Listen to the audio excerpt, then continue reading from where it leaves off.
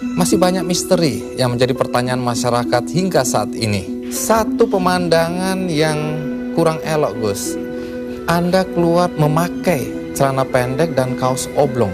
Orang dingin hatinya, nggak jadi marah. Saya di dunia ini yang pantas pemimpin Indonesia ya, yang pantas jadi musuh saya cuma satu, Mas. Siapa itu? Pak Harto. Saya diperintah oleh 5 orang sesepuh saya. Itu saja, kalau mereka memerintahkan apa saja masuk api, masuk api. Tanpa perlu berpikir? Tanpa perlu berpikir. 5 orang itu, saya nggak sebut namanya. Karena departemen itu yang mestinya mengayomi rakyat, ternyata korupsinya gede-gedean. Kalau membunuh tikus kan tidak perlu membakar lumbungnya. Oh memang. Kenapa Anda bakar lumbungnya? Bukan. Karena tikusnya sudah menguasai lumbung. Ya, anggap itu soal politik lah. Pak Harto juga bukan soal pribadi kok, itu soal politik. Politik mengharuskan itu ya itu. Tapi saya tahu juga kebiasaan Raja Jawa. Pak Harto kan anggap dirinya Raja Jawa. Apa yang dilakukan tangan kanan, tangan kiri nggak boleh tahu. Saya pengen ngomong dengan Gus Dur panjang-panjang tapi nggak bisa. Itu tuh. Coba. Kenapa nggak bisa? Ya karena dia pelupa itu. Pak Harto itu orang pinter loh. Jasanya bagi bangsa ini besar sekali walaupun dosanya juga besar. Siapa tokoh yang Anda anggap pantas untuk memimpin bangsa ini ke depan? Lebih dulu tanyalah, apa yang harus diperbuat bangsa kita? Bangsa kita ini paling kaya di dunia, kok jadi paling melarat sekarang? Saya dapat informasi katanya Anda dipaksa oleh paman. Paman siapa? Jadi saya punya paman. ah, Nanti dulu. Nanti dulu. Bu Sinta, apa sifat-sifat Gus Dur yang paling menyenangkan buat Anda? Gus Dur, ada satu misteri yang Anda harus ungkapkan pada kesempatan ini. Yaitu katanya kalau Gus Dur tidur, kita ngobrol, kita diskusi, Gus Dur bangun langsung nyambung. Apa betul itu, Gus? Saya dengarkan apa kata terakhir yang saya ingat ya. Nah tentu mereka belum bicara jauh dari situ-situ aja masih. Jadi kalau itu saya, wah disangkanya saya denger.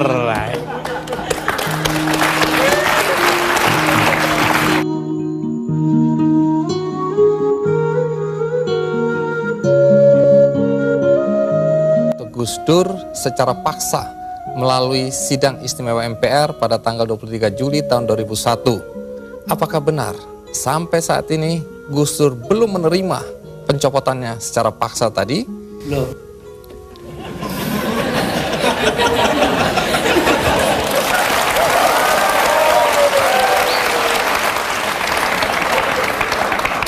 Jadi Gus Dur, tadi itu ringkasan dari peristiwa detik-detik terakhir Anda mengundurkan diri atau mundur atau dimundurkan.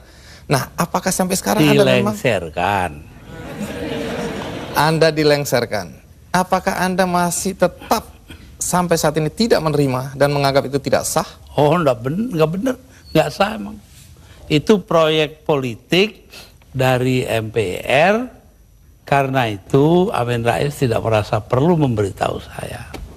Iya, dulu Anda atau sampai sekarang bahkan Anda tetap menganggap itu sebagai pelanggaran konstitusi. Pelanggaran apa sebenarnya?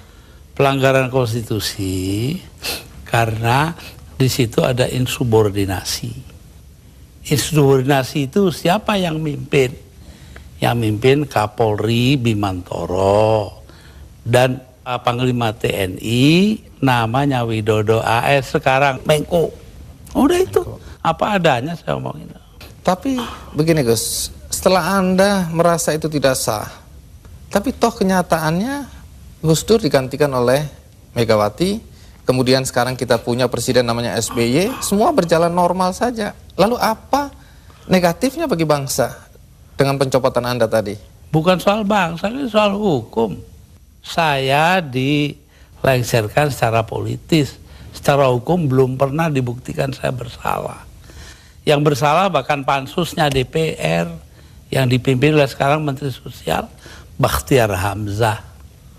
Yaitu menurut undang-undang pansus itu harus tutup pintu supaya nggak didengar orang dari luar. Tapi oleh Bakhtiar Hamzah dibuka 10 cm, di situ berjejer-jejer lah tipnya wartawan. Nah kan, waduh, semua yang ada dalam sidang diketahui dunia luar.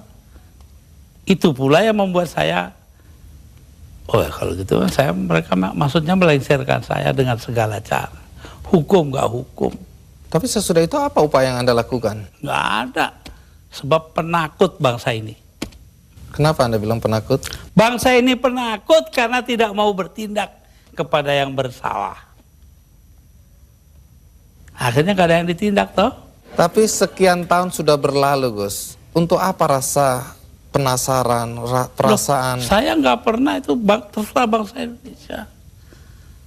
Saya itu memaafkan semua. Sampai istri saya marah kepada saya karena saya pergi ke rumah Megawati. Tapi kenapa Anda lalu ke Megawati kalau memang Anda marah dan kecewa? Saya nggak marah, yang mestinya marah itu bangsa ini.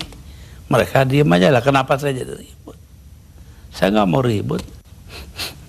Baik, Gus Dur. Tapi disuruh, memandang itu benar nggak bisa dong. Orang kan ada batasnya. Barang antara benar dan salah. Jadi yang benar dalam hal ini istri saya.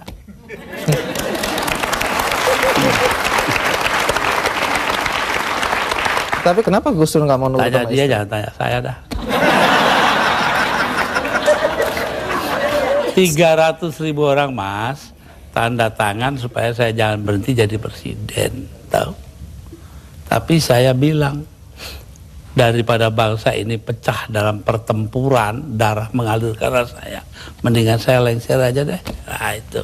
Tapi omongan ini kan dibilang omongan ngawur, Gus. Karena faktanya ketika Anda bilang nanti jutaan orang akan datang masuk Jakarta, orang-orang dari Jawa Timur. Begitu ditunggu-tunggu nggak datang. Saya yang nahan kok.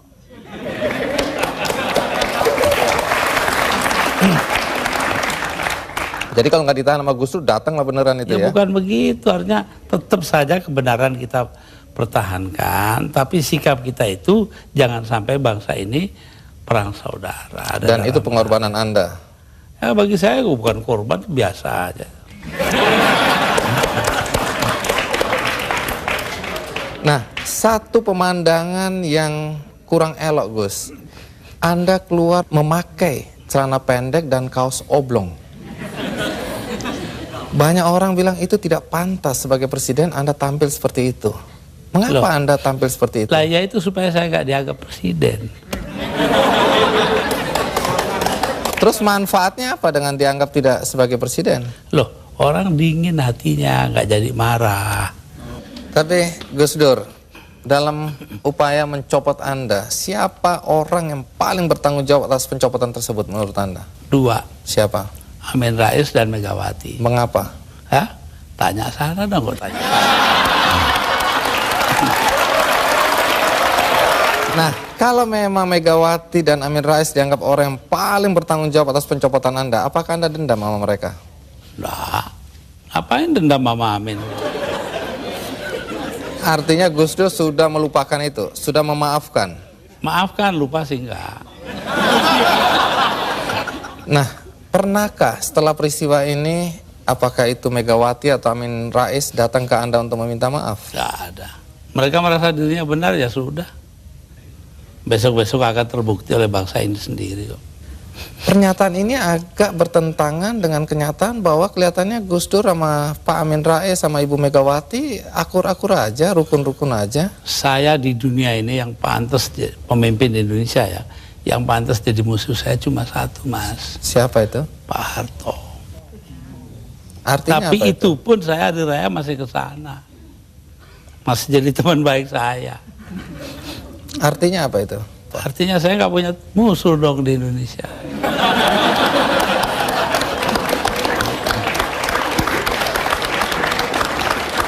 Ada satu hal, kita banyak mendengar bahwa teman-teman dekat Anda dulu menyesalkan kenapa Anda jadi presiden.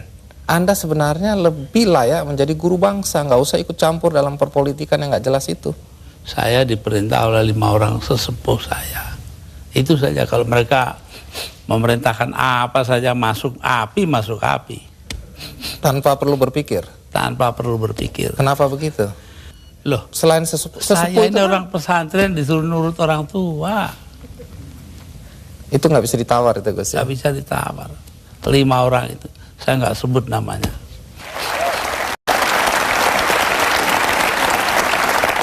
Ya, Gus Dur dalam 20 bulan sebagai presiden, prestasi apa saja sih yang sudah dicapai? Saya itu menjadi presiden di saat Indonesia menghadapi bahaya akan terurai. Kelompok-kelompok separatis ada di mana-mana. Jadi saya berangkat keliling-keliling dunia itu 80 kali dalam 20 bulan. Jadi 4 kali 1 bulan. Itu tugas saya cuma satu. Apa? Yaitu membuat supaya integritas wilayah Indonesia ini tetap. Itu aja, nggak ada pikiran lain toh saya. Tapi ada yang menuduh. Dan ternyata berhasil toh. Kita tetap satu negara hari ini. Jadi Gus Dur merasa itu karena jasa Gus Dur? Bukan, artinya tugas saya begitu. Perkara saya berjasa itu adalah soal kedua. Tapi ada yang menuduh bahwa Gus Dur ini sebenarnya menggunakan aji mumpung. Mumpung jadi presiden, dibayari negara, keliling jalan-jalan. Allah nanti sejarah akan membuktikan. Tapi Gus Dur, perjalanan Anda itu menelan biaya sampai 52,7 miliar. Ya, tapi eksistensi Indonesia sebagai satu negara harganya jauh lebih tinggi. Jadi nggak bisa dipersoalkan itu biaya. Nggak bisa dipersoalkan. Loh kalau enggak kan udah dipakai oleh orang-orang brengsek itu.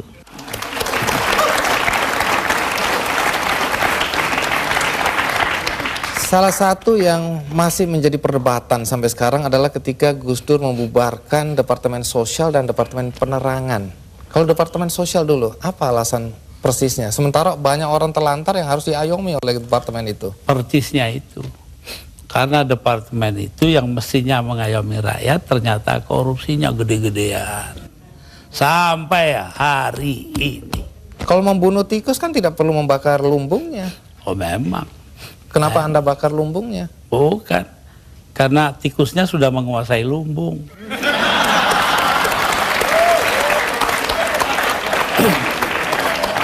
Depan dibubarkan. Kalau Depan jelas. Akibatnya sekarang pers itu sangat tidak terkontrol. Begini Bahkan pornografi sekarang merajalela. ya. Betul. Itu dosa Anda loh. Enggak dong. Dosa yang nyarin. Saya diapa-apakan itu saya bekerja menurut ketentuan Undang-Undang Dasar. Undang-Undang Dasar menjamin kebebasan berpikir. Dan itu hanya mungkin kalau Depan nggak ada. Sekarang nggak ada kebebasan berpikir. Tapi kalau kebebasannya seperti sekarang nggak ada yang kontrol, Gus. Loh, Siapa ya aja bisa. Kita kontrol nanti dong. Siapa yang mengontrol? Ya antara kita aja. Kenapa sih masyarakat juga penting peranannya kok? Memang hanya pemerintah aja. Baik, Gus. Satu lagi hal yang dicatat ketika Anda menjadi presiden dan agak kontroversial, yaitu masalah PKI. Banyak orang begitu khawatir ketika Anda dulu mencabut TAP MPR nomor 25 MPRS 1966. Sebab bertentangan dengan Undang-Undang Dasar, Mas. Tapi itu ada kesan pembelaan Anda terhadap orang-orang ex-PKI Ya dan keluarganya. terserah, kesan nggak kesan terserah. Apa alasan Yang Anda? terpenting itu bahwa tugas mengucilkan PKI itu bukan tugas negara. Itu yang penting. Apa artinya pemisahan agama dari negara kalau negara ngurusin segala hal? Padahal yang menentang PKI kan cuma beberapa gelintir orang aja. Jadi Anda tetap merasa bahwa apa yang Anda lakukan mencabut TAP MPR itu benar? Benar karena bersamaan dengan Undang-Undang Dasar gitu loh. Kenapa? Karena memang Undang-Undang Dasarnya begitu, mau diapain? Begitu itu bagaimana? Ya melindungi semua. Ya itu hasil daripada 7 abad lamanya kita berpancasila tanpa nama, yaitu yang dinamakan Bhinneka Tunggal Ika. Berbeda-beda tapi satu tujuan. Nah ini yang penting kita ngelihatnya dari situ. Kalau belakangan ini ada kekhawatiran PKI akan bangkit? Kenapa takut? PKI aja ditakuti.